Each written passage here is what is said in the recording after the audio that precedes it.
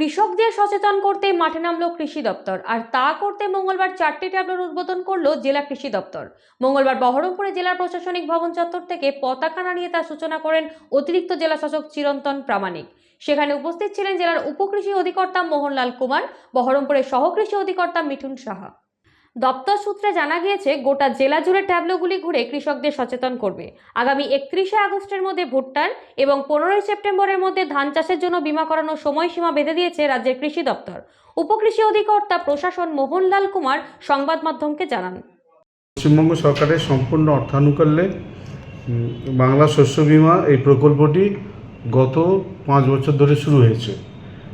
এই প্রকল্পের মাধ্যমে আমাদের পশ্চিমবঙ্গ সরকারের কৃষক বন্ধুরা যথেষ্ট উপকৃত হচ্ছেন।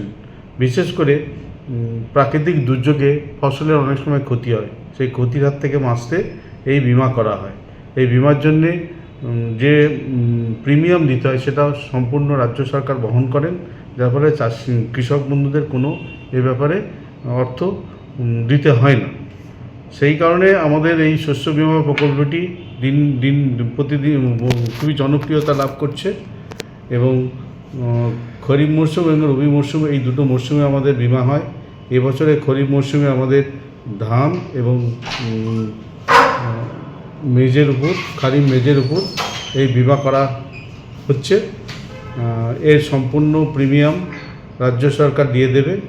খারিফ ধানের ক্ষেত্রে আমাদের জিপি ভিত্তিক ইউনিট আছে, আর 26টা ব্লকেই খারিফ ধানের বীমা হবে, আর 12টা ব্লকে আমাদের খারিফ ভুট্টার বীমা করা যাবে।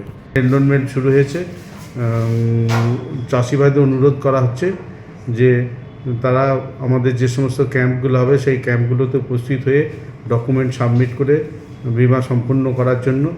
আজকে আমরা 4টে ট্যাবলোর মাধ্যমে 4টে সাব ডিভিশনে এই বীমা প্রচার শুরু করলাম এবং এছাড়াও আমরা লিফলেট মাইকিং এর মাধ্যমেও আমরা প্রচার করছি, যাতে সমস্ত কৃষককে আমরা এই বীমার আওতায় আনতে পারি।